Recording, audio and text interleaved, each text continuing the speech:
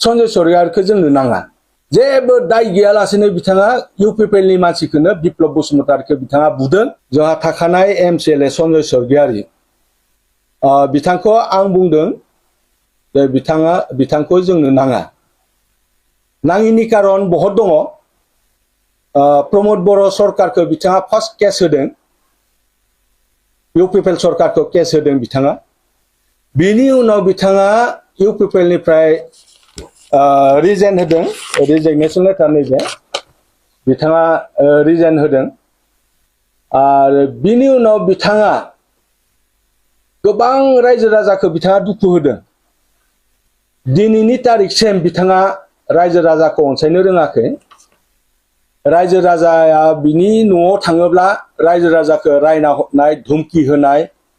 सोरखौबा बिथाङा सैमा सोंहोनानै अरहोनाय बेसिम दङ आरो बेल' नङा बिथाङा बिप्लब बसुमतारि बिथांखौबो बुदों बिथाङा मिटिंआवनो जेबो दाय गैयालासेनो बिथाङा इउपिपिएलनि मानसिखौनो बिप्लब बसुमतारिखौ बिथाङा बुदों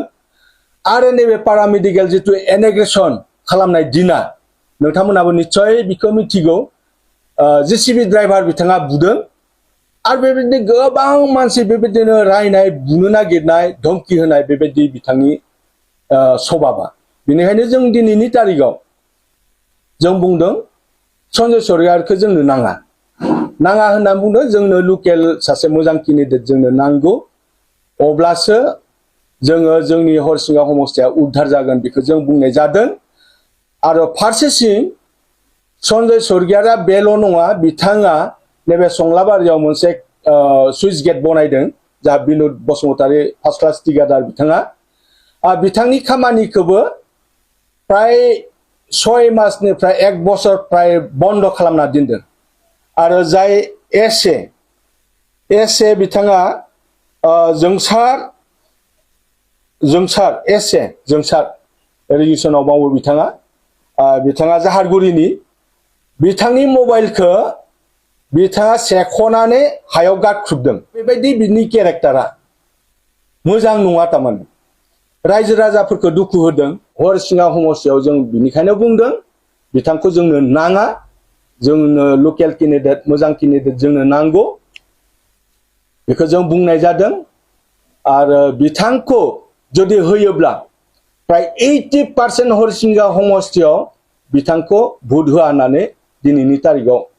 गोबाङानो बुंदों आरो बिथाङा दिनै सा गिदिंगासिनो दङ खिन्थु गामि लेभेलाव हाबनो हायाखै बिथाङा हाबनोबो हाखानाय नङा जिहेतु बिथाङा गामिनि बोराय बुरैफोरखौ रायनाय बिथाङा सभाब दङ आरो रायना हरनाय गोबां माबा दंखायो दा बे रायजो राजाफ्रा बिथांखौ नेनानै दङ हरिसिंगा समस्थियाव जों बिथांखौ जोंनो नाङा जोंनि लकेलनि जोंनि बे हरिसिंगा समस्थिनि सिङाव थानाय जों बिजाथिखौ जों मोननो थाखाय जों हास्थायो आरो बिथांखौ जोङो 5 बोसोर